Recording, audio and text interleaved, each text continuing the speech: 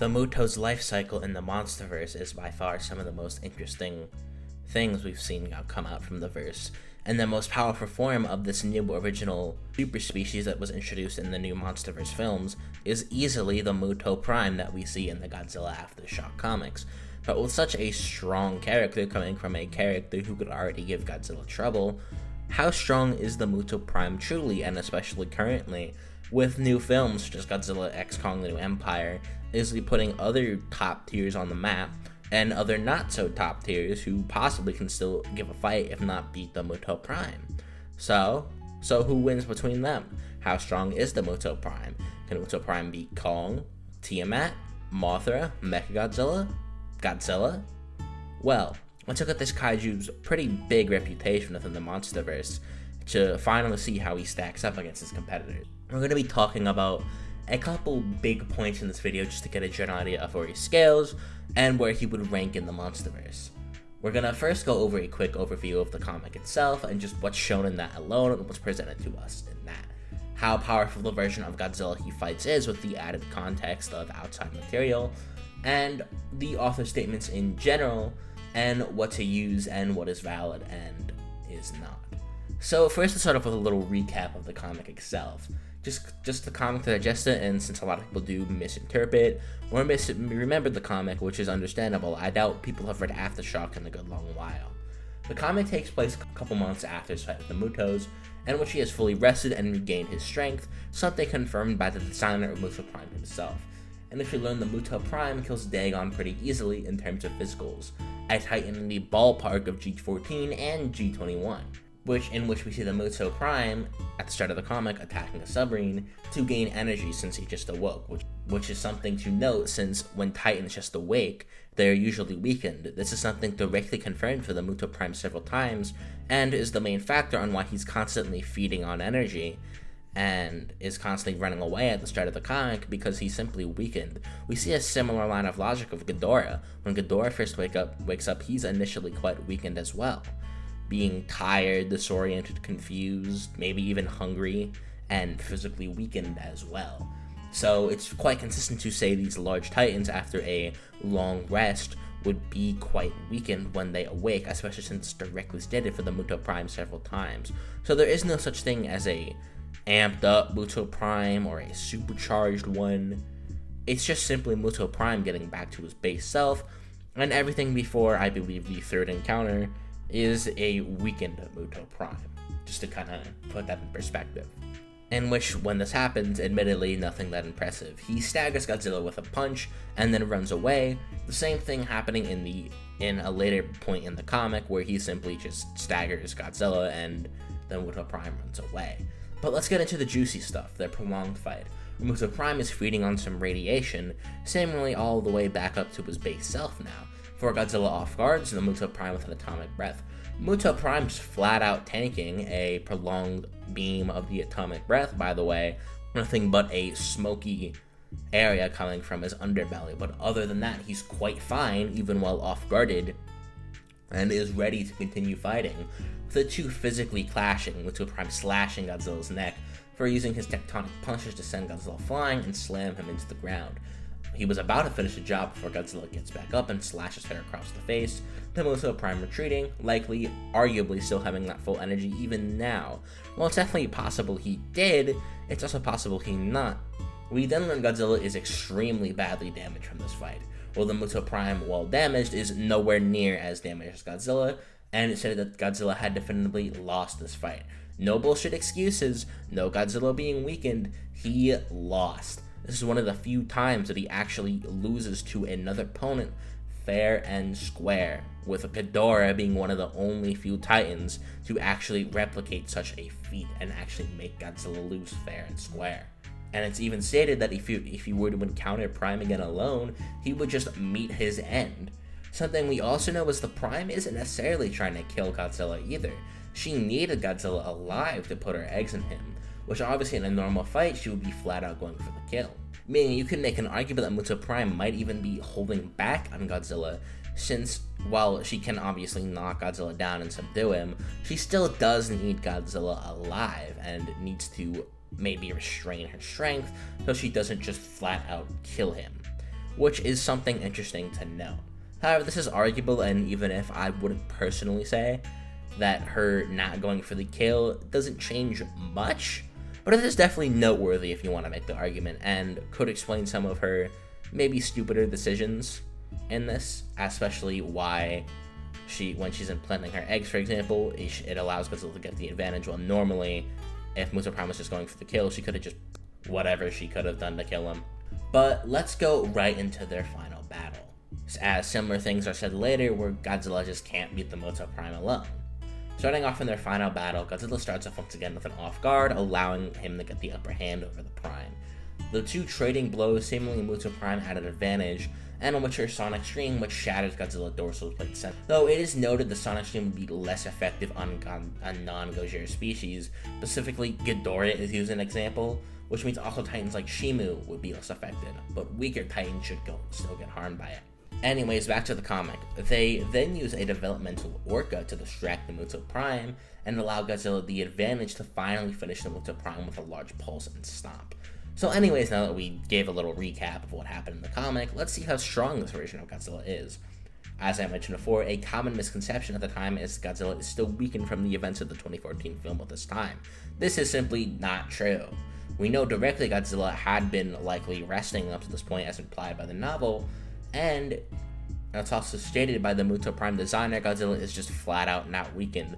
The main arguments for why Godzilla are weakened are A, as we mentioned before, assuming he's still weakened from the 2014 state, which is not proven, and B, only getting weakened by the Muto Prime after the Muto Prime had already beaten him up.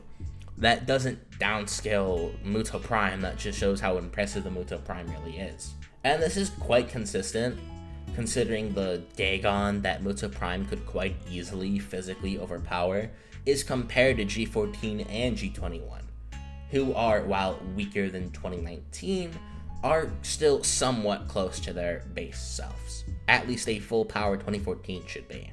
And while Aftershock is not weakened and Godzilla likely grew, it's not to such a large degree where Aftershock is not on the same tier as a King of Monsters Godzilla. Especially since we know characters like Muto Prime can just beat up characters comparable to weaker versions of the Big G. As once again, we do know he grows over time, but there's nothing saying it would be to a significant degree. Meaning the Godzilla who he fights here is close, if not outright the same as his King of the Monsters or his base counterpart. I'd likely say King of the Monsters is a bit above, but not by much. Now we have to cover author statements. First, who is more valid, Ju or Edward? It's neither. Both have admitted the other is more valid than the other, and both respect what the other says, and yes, both are valid, as I did in fact work with the MonsterVerse official lore keepers, almost to make sure what they wrote fits into the canon in the series. Now, some people will bring up just the author, which in itself is used improperly and incorrectly. I have no problem not taking an author statement seriously, because it contradicts pre-established things we see directly.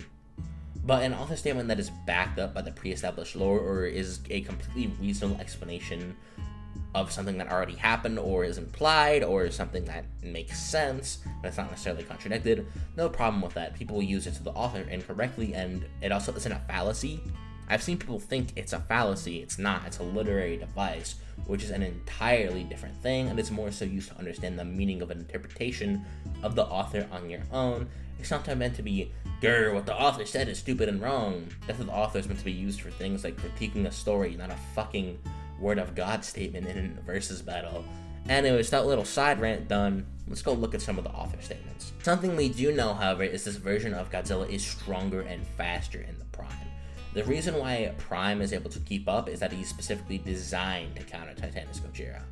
And on someone like Ghidorah, some of his hacks would simply not be as effective. Once again, the same logic would apply to someone like Shimo as well.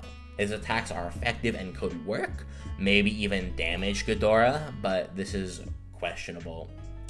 As while some statements do say they're on the same order of magnitude, whatever that means, some statements just kind of imply that Ghidorah would rip the Muto Prime apart, and other statements just say the same, say even a weakened Ghidorah would just solo everything on the planet and is just the strongest thing ever. So take that as you will. Though then again, Ghidorah is just OP in itself, so I don't know if that's really an anti-feat. Nothing can really beat Ghidorah unless your name is Godzilla or Shimo. I really don't think it's an anti-feat to be below Ghidorah. And I do think, going back to the Godzilla statement, I do think people overhype the gap and what the statements imply. Well, it obviously does imply that Muto Prime would be less effective on other Titans. We know that even without hacks, Muto Prime is still physically relative to an Aftershock Godzilla. They can physically wrestle, they can physically punch each other, Muto Prime can make him bleed. Once again, even without his hacks, which would still be effective on any other Titan, just less effective on someone like Ghidorah or Shimo, it still means that Muto Prime scales, just not to, like, he's not on the same level, he's just weaker, but he still pretty significantly scales, more so than most Titans in the verse. Something we should also cover is the Muto Prime versus Kong and Camazotz statements. While initially it seems like the statements point towards Muto Prime being below the two, that's far from the truth. The Camazotz statement was directly changed and overthrown by the same person in the same thread, who simply just someone changed the author's mind, and they quite quickly were convinced that Muto Prime is not only stronger, but has better abilities than the Camazotz. Meaning the screams that could make Kong's ears bleed would also scale to the Muto Prime's own sonic screen, most likely, if not Muto Prime just being superior. Similar thing with Kong. Well, initially it's said that Kong would beat the Muto Prime. Not only does Drew, but Edward also just kind of seemingly retracts the statements, and both end up saying that Muto Prime is above Kong on more recent several occasions. So if you go by these statements, Muto Prime is just above Kong even currently, like post GXK. So how strong is the Muto Prime? In conclusion, unless you're Godzilla, Ghidorah, or Shimo, I think he would beat, or at least be, a very tough fight for everyone else. He would easily beat people by, like, the mech, as this is stated, that the sonic scream would just blow through the mech, and fighting a close to base Godzilla at the least is better than struggling against a 50% Godzilla and 50% Kong, and pretty much just kind of two-shotting someone who's in the same ballpark as a full power G21 who's above his 50% self is obviously more evidence of this. The only Titans I could really see Muto Prime arguably losing to are Kong with all of his weapons, evolved Tiamat, and if you go with higher ends, Mothra. If you think Mothra legitimately harms Evolved and Shimo and takes Shimo's blast and legitimately has any form of scaling to them, yeah, I think she would win. Evolved Tiamat, I think, has the best logic of defeating Muto Prime, at least on an equal playing field, equal environment, as she could flat out give a struggle to wrestle and slice into power plant Godzilla, who is obviously much, much stronger than the Prime. As to put this in perspective, Tiamat is fighting with Godzilla in his quite literally, best habitat ever. Obviously we know Godzilla is at his best when he's swimming in underwater. So this confirmed to be supercharged Godzilla is boxing with evolved Tiamat, a Godzilla stronger than a Godzilla, stronger than a Godzilla, stronger than a Godzilla who's stronger and faster than the Muto Prime. Full Arsenal Kong is easily the most debatable one here. We know once again, as we said, via statements from the author, Muto Prime is said to be above more consistently than he's said to not be above. However, some people don't accept those, so to give a more direct comparison, yeah, the charged axe is getting countered by the scream for obvious reasons. The base glove was able to affect Evolved, but as we know, all this would have stunlock him, and Kong would have died from a stomp from Evolved if it wasn't terrain. Well, and see, in the last film, Godzilla won from crushing Kong down. That's sort of his finisher move, but Kong got lucky here because the ground in Egypt gives way and it's sandy, and so the stomping isn't enough to crush him to death. So that's the reason why that move isn't as effective here as it was in the last movie. Plates unfurl over his fist, and he throws an uppercut into Godzilla's jaw, flooring him to the sand. Seizing the advantage, Kong pummels his opponent with rights and lefts. He roars furiously as he stuns Godzilla with his flurry of punches. And died from a single shot of the atomic breath. He just doesn't scale to evolve significantly. Like, if we want to use the logic that Kong scales to evolve, then Mothra scales to evolve. And I know most people who think that Kong scales to evolve don't think that Mothra scales to evolve, even though when they quite literally pretty much do the same thing if you think about it. But if we go by the logic that Muto Prime is just in the same magnitude as a full-powered Godzilla and Ghidorah and just weaker, then he just beats Kong. It's that simple. Like, Kong is not even in the same order of magnitude as weaker Godzillas. More or less fucking Ghidorah and full power Godzilla. Well, as we obviously know, G21 can beat Kong. Kong obviously got a stat amp in between films and a new weapon. Nothing suggests this weapon and this unquantifiable stat amp would land the gap between G21 and Kong. It would simply make the fight a lot closer. Which, yeah, I think it would be much more of a struggle for G21, but it wouldn't mean that Kong wins.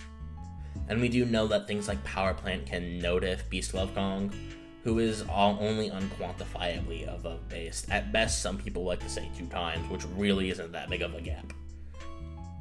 Which still means base Godzilla should pretty just easily win against Kong. I really don't think this is a debate. It's just like a base Godzilla should still win against Kong quite handily. Like, with struggle, sure, but he would still win, all things considered. Especially in this fight with Muto Prime just disabling the X and having a sonic scream that could make Kong's ear bleed. While Kong is obviously faster, smarter, Muto Prime is more hacks busted and arguably stronger and objectively more durable. Kong is not taking a point-blank atomic breath while off-guarded and then completely getting up just fine. That's actually fucking insane. Especially when we know Kong's Dura, which didn't really change that much between films, is just a one-shot level below, at best a 2 to 4 times amped Godzilla, which a 10 times one-shot gap, 4 times does not cover that one-shot gap at all. Especially when there's statements that a G21 would just, at the very least, cripple, if not one-shot, Kong's durability with the atomic breath. Muto Prime is objectively more durable than Kong, more hacks busted, while Kong is smarter and faster, with strength being arguable between the two. I'd personally lean more towards Muto Prime, but I'd understand if you didn't. And it's not like this fight is a one-sided stomp for each. I could definitely see the argument that Kong could win here. I'm not opposing you if you say Kong does win in this fight. I just think that Muto Prime would come out more times than not. And Mothra, I just think Muto Prime would win. I think the evolved and Shimo state scaling is very iffy, and Tiamat would just win. Yeah, no, there's really no denying Tiamat scaling, I think.